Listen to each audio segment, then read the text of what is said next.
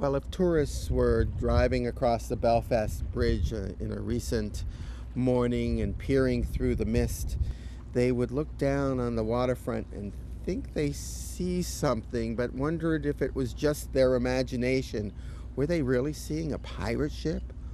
What was it they were seeing? Well, the truth of the matter is that we do have a pirate ship here, and it's the Bounty. And with me is its captain, Robin Walbridge. And Robin, thanks for coming to town.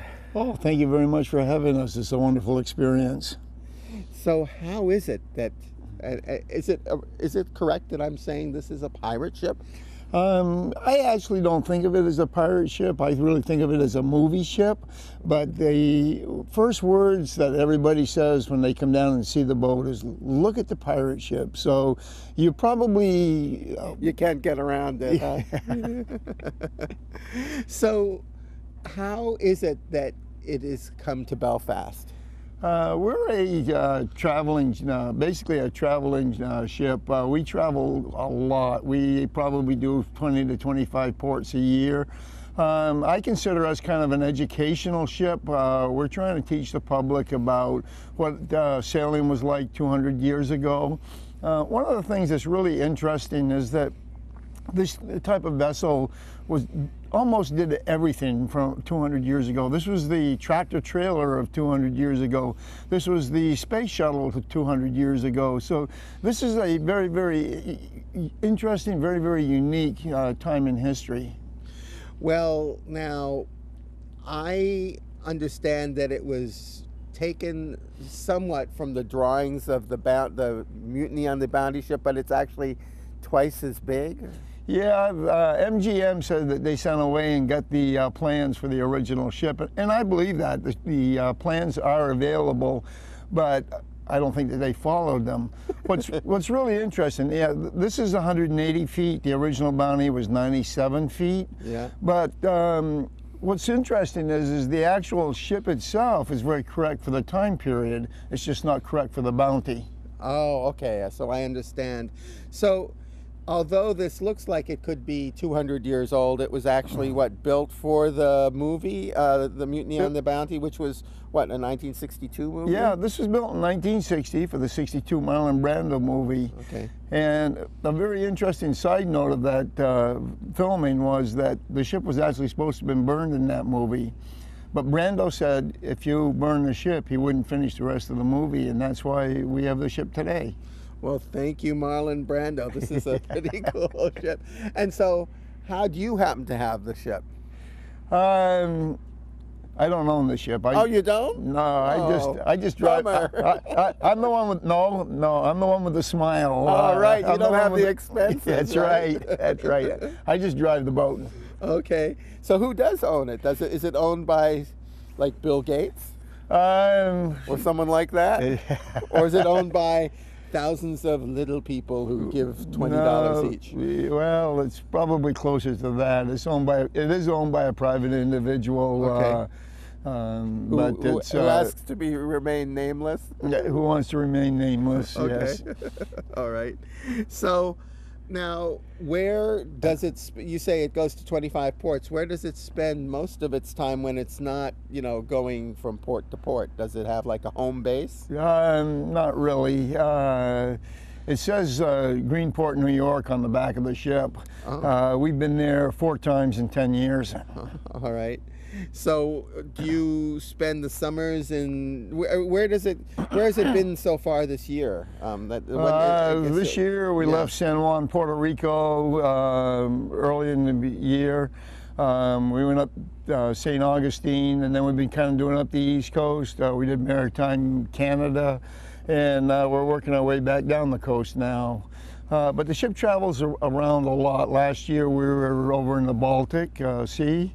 Doing the Scandinavian countries. Year before that, we were up on the Great Lakes. Year before that, we were out in the Pacific. Year before that, we were over in the Mediterranean. So the ship travels a lot.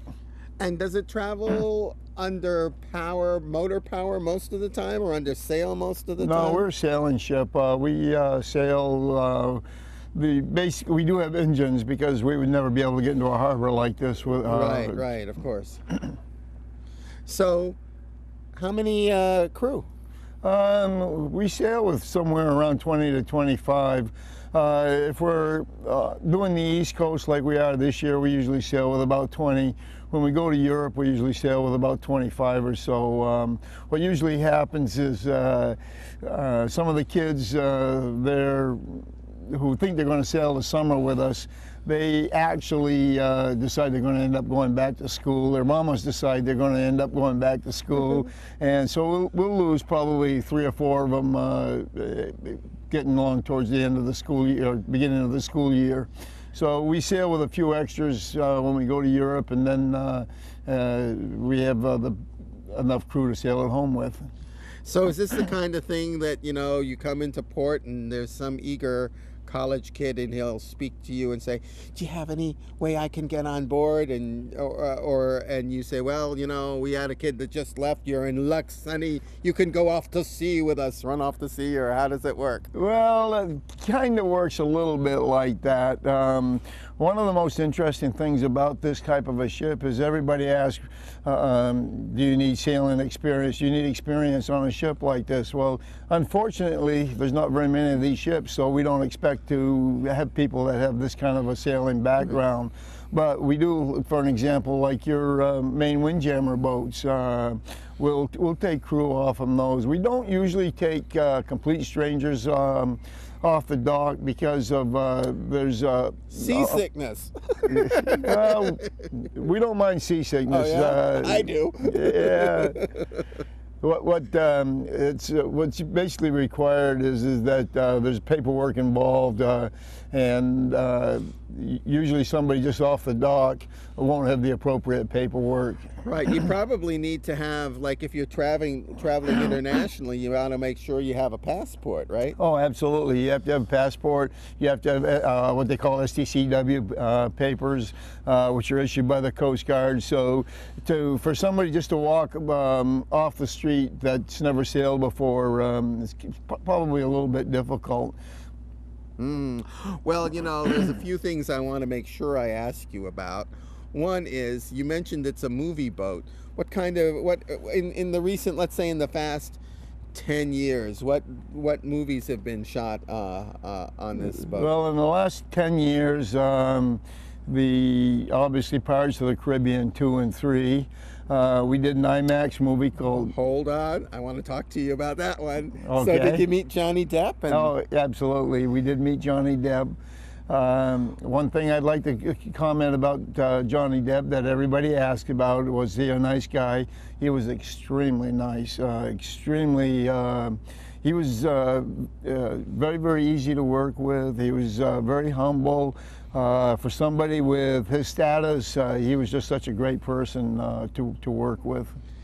Now, when they were shooting the movie, did they ever shoot it while it was, you know, sailing, or was it all just using the proppage here and they did everything else by a blue screen? We did a little bit of everything. We had some wonderful footage under sail, and then we did a lot of work dockside. Now, you know, I have very limited experience with the big time movie making industry, but they did shoot a movie with Mel Gibson in my hometown a few years ago, and the thing I remember the most is how much time there was between each time they would film. It was a lot of, like, waiting and setting up and doing and shooting. What's your impression of the movie making process as a guy who, you know, was around it for quite a bit? Well, I actually have to say, for myself personally, I really like the movie industry. Yeah. I find everybody in the industry very respectful. One of the big questions people hear about all the time is, you know, how much damage did they do to the ship and things like that. And I find them very, very respectful of the props, of the ship, of the people, very, very respectful. One of the things that probably impresses me the most is we're shooting probably like a 12-hour day, and if they can get 90 seconds of screen time, they consider that they've had a very good day. That's what I mean. There's a lot of setting up of lights and moving the sound equipment and practicing the moves and Yep. everything. Yeah. Yep. Well, now when they built this boat originally for a movie, it was in $1960, but do you know how much it cost to build? Yeah, so it was about $750,000. It was the most expensive movie prop ever built at that time. Wow. Now $750,000 these days wouldn't build you a 185-foot boat like this, would it? Probably would not. That needs to be insured for a bit more, I imagine. Yeah. So speaking of, the dangers of having a boat on the open ocean and you take it from here to there, have you ever run into some pretty nasty weather while at sea? Actually, I'm going to answer that with a no. Really? Yeah. We say there's no such thing as bad weather. There's just different kinds of weather. Okay, all right. I won't say bad. Have you run into stormy seas? Yeah, we run into stormy seas. We chase hurricanes. All right. What's it like when you're chasing a hurricane? You try and get up as close to the eye of it as you can, and you stay down in the southeast quadrant, and when it stops, you stop. You don't want to get in front of it. You want to stay behind it. But you'll also get a good ride out of the hurricane. Yeah, I imagine you've dealt with some pretty towering waves.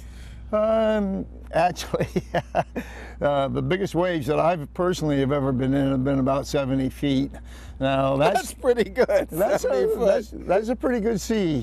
With this boat, with this ship? Yeah. Wow. But what's really interesting is it was no more uncomfortable than it is right now with you and I standing right here. It was there was a hurricane off several hundred miles south of us, and we were just getting a swell out of it, and we just ride up and down, very, very gentle, just like right now.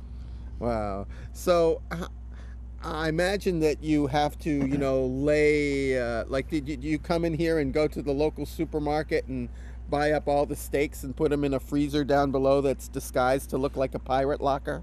Actually, it looks like a freezer. Oh, okay. I'm hoping you'll give me a tour of the ship in a little while. Yeah, is that possible? Absolutely. All right. Well, another thing I was wondering about a ship like this, your crew, do they have to do a lot of maintenance? Do they have to swab the decks? Maintenance on a ship like this is constantly ongoing. We probably spend 12 hours a day, half the crew doing maintenance. Yeah, I have a somewhat smaller boat, but I'm familiar that, the adage, ship's a hole in the water into which you throw money. And I imagine when you have a 185-foot wooden ship, which, wood seems to require constant maintenance, it must be quite an upkeep job. It is. It absolutely is. And you can probably go looking around in most of your backyards up here in Maine, and you'll probably see the amount of work. Yes. So, Robin, how long have you been the captain of the ship, and how did you get the job in the first place? I have been a captain for about 30 years. I've been captain of this ship for 19 years. And how did I get the job? Yes. I worked on a ship called the Rose. The Rose is the ship that they used in Master and Commander. And the captain on that boat was a year younger than I am.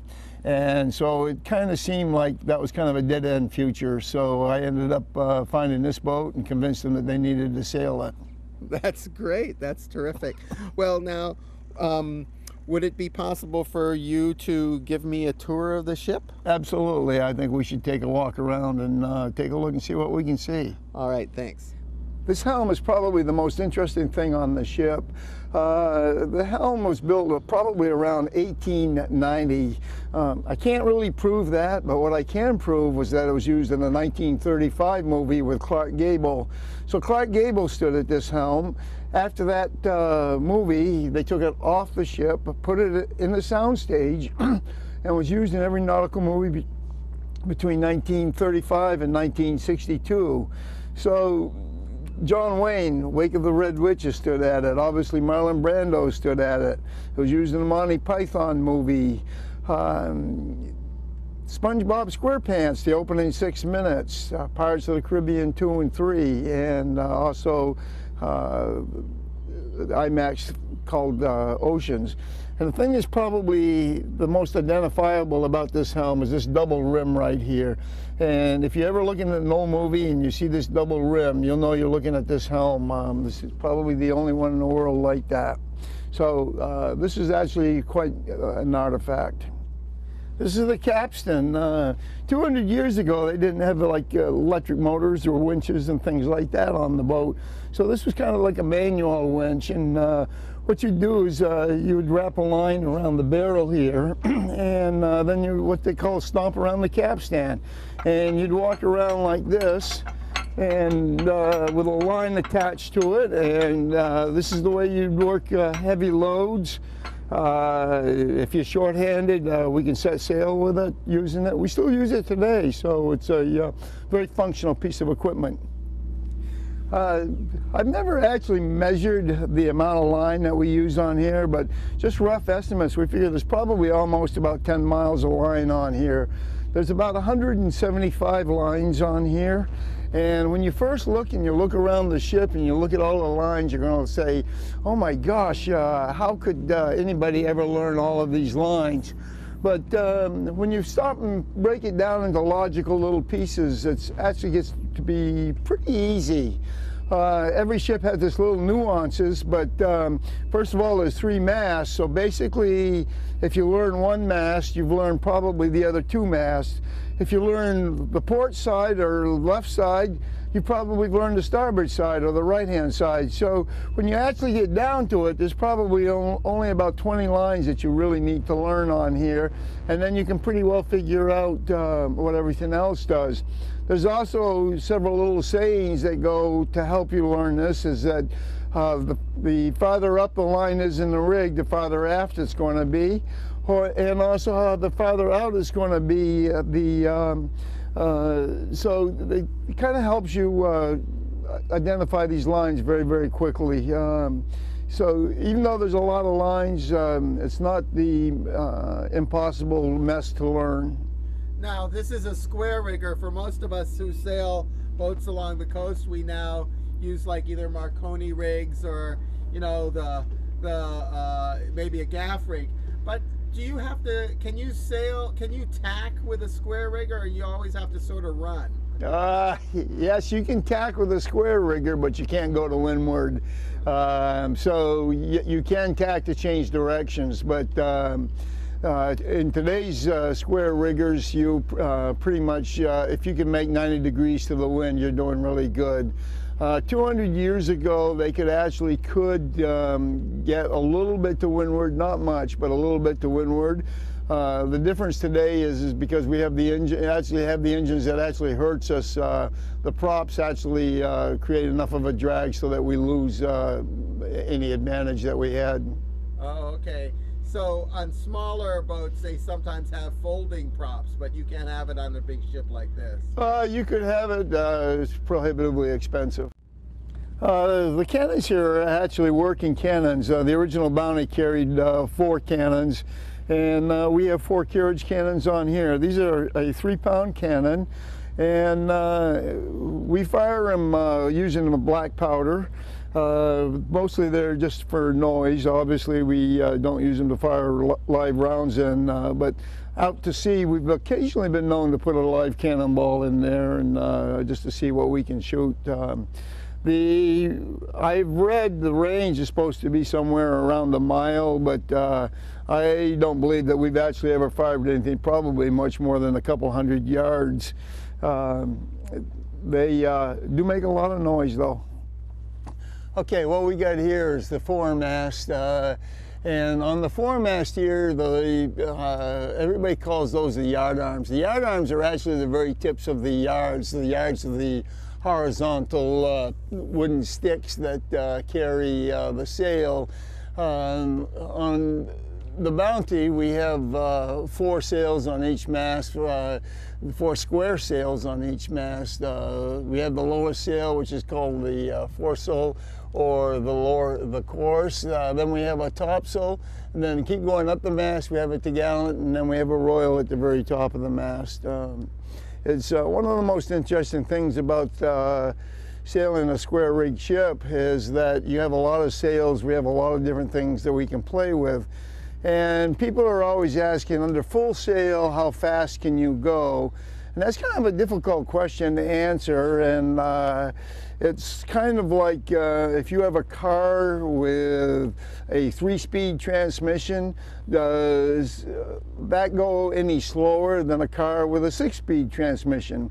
And what happens is you match your sails to the conditions. You probably would never use all of the sails at once, kind of like using your transmission. You'd match the sails with the weather conditions. But you have probably had a chance to either look on a GPS or something to see when you've got a really great breeze and you're moving through the water. How fast have you clocked her at? Well, the ship, when we do our coastal passages, we figure all of our speed at 5 knots. When we do our ocean passages, we'd actually figure it about 4 knots. The fastest I've ever been is actually almost 12 knots with the ship, and that was under what they call bare poles. Bare poles meaning that we did not have any sails set at all. And that would have been, I think they clocked the weather at about 95 miles an hour. Okay. Now, I see all this, you know, all this rigging, and of course in the movies the pirates are always swinging from these, and you always wonder if you ever lose anyone overboard. I know it may be a touchy question to ask the captain, but have you ever lost any crew members overboard? I mean, you probably had to fish them back in, but is that ever been a problem?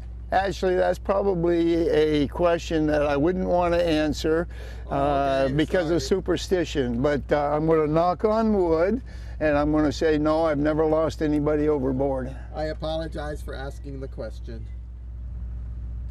Okay, one of the questions I always like to ask people, and I start off by qualifying by saying this is a trick question and I'm out to get you. And on a sailboat, the question would be, how many ropes on a sailboat? And the answer that you always get is, oh, you can't trick me. Everybody knows there's no ropes on a sailboat. Actually, I can count about 27 ropes on a sailboat, and probably a very good example of this would be the bell rope right here. This is a rope, bell rope. There's back ropes, foot ropes, head ropes, boat ropes, all kinds of ropes on a sailboat. So there, I can count on the Bounty probably about 27 different ropes. Most everybody knows that the bathrooms on a boat are called the head. But most people don't understand where that actually came from. 200 years ago, they didn't have indoor plumbing. And as a result of that, what they did is they went to the head of the boat, or the head rails up here, and this is where you did your business, was up here at the head of the boat. And so 200 years ago, if you had to go to the bathroom, you said, I'm headed to the head, or I'm going to the head. And they just took the term to the head and brought it inboard. Well, you know, I always wondered where the term head came from, so that's really great that I now feel more knowledgeable about that. So I know there are below deck things going on, but it's in the morning and your crew is running around probably indisposed. So I'll take that we just see what's going on above deck. But down below, you probably have a fairly large capacity engine, right? Actually, the engine's probably way underpowered for the size boat. Again, remember, we don't use the engines. We sail as much as we can. So we're just using the engines to get in and out of like tight harbors like here in Belfast. Now, as far as modern conveniences go, you probably have, like I noticed you have some, you know, electric lights, and I even saw disguised up there a radar. So what are some of the, you know, things you've done to, even though this is in many ways a boat of yesteryear, to have those sort of modern conveniences? We probably have all the modern conveniences of a modern cruise liner. We have the GPSs, we have radars, we have chart plotters, and we do our navigation here in the fog with radar, with chart plotters, but without the fog, we actually have what we call a massive electronic failure. And what we do is we shut all the electronics off and we sail it the way they did 200 years ago. We use all celestial navigation. Oh, so you know how to use a sextant? Oh, yeah, we use the sextant. Cool. If we were going to Europe, we probably would wait for the fog to clear and never turn the electronics on all the way across. With the exception of the radar, we will use the radar at night. So coming into a place like Belfast hasn't had a ship like this in quite a long time. I think the publicity says at least 100 years. And when a ship like this comes here, it's quite high above the the floats. Do you sometimes have challenges, docking in certain places, or not docking, but getting people on and off, and maybe even docking? The challenges really aren't that difficult if we've planned ahead. There's coming here, we didn't really know what to expect. We knew it was a floating dock, so we had a contractor standing by so that if we needed to build something, that we would be ready to go. So the challenges really, if we're prepared, really aren't that much. Now, how does a ship like this support itself? Is it just a wealthy philanthropist? Is there an organization that people donate money to? Do you make it all from admissions? I don't want to put words in your mouth. Why don't you tell me about it? Unfortunately, it's a very hard struggle, like all ships are. A very, very tough struggle. The way we generate our income is by coming in, opening up to the public, and letting the public come on board and take a tour of the ship. That's great. And so I imagine that you don't need a billboard to advertise your presence. I imagine that just the mere appearance of this ship on the harbor front is like a magnet for people. It's a huge magnet when you come into a small port like Belfast. If you go into New York City, people never even know you're there. So there's actually probably an ideal location to go to, which would be, like, Belfast seems pretty good. You come here in the summer when there's lots of tourists. It's a small enough town so it kind of dominates the waterfront. And small ports like Belfast are by far the best ports for us to go into. Like you said, people can see the ship. People driving by up on the highway can see the ship. People are very, very interested in the ship. Word of mouth, people will let everybody know that we're here. So it's a very wonderful port to come into.